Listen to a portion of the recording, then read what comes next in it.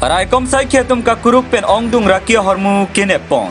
Phaikuni ni phaikre phorni golaghat Raikom saikhi la pen karibyang nong Raikom saikhi atum chelangsi borpathar pia sangkang khakra jana long keton kelang mate kakuruk asai deng ponlu. Sonsi ihum registration number AS01BD 2314 Mahindra XUV 500 gari aphan hon thepen khangdunsi kuruk dunlu. Gari along ke do spare wheel along pen 1.850 kgs morphine long ponlu. Bangso long kachir abdun banghinya to aphan ne bingnang ponsi Raikom saikhi atum pen arona teng pen sai deng pon hanjang lang super Egyptian rong pinang kilo birta malong news.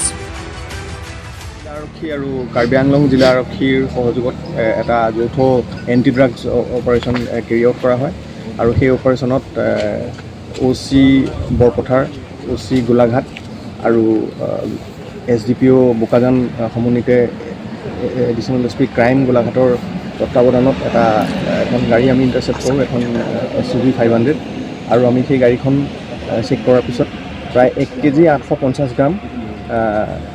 Morphine আমি উদ্ধাৰ কৰিবলৈ সক্ষম হৈছে এই টিমটোৱে আৰু দুজন ব্যক্তিক আমি আটক কৰিছে সংক্ৰান্তত বাকী এটা গোচৰ ৰুজু কৰাৰ ব্যৱস্থা কৰা হৈছে জব্দকৃত এই মৰফিনখিনিৰ বজাৰ মূল্য কিমান হ'ব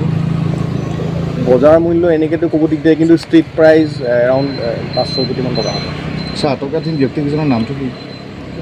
সেই নাম আমি এতিয়া বৰ্তমান ব্যক্ত কৰিব খোজা নাই ক'ৰ পৰা ক'লৈ গৈ আছিলে এয়া তদন্তত আওতাত আছে তদন্তৰ পৰৱৰ্তী পৰ্যায়ত এইটো আমি ব্যক্ত কৰিম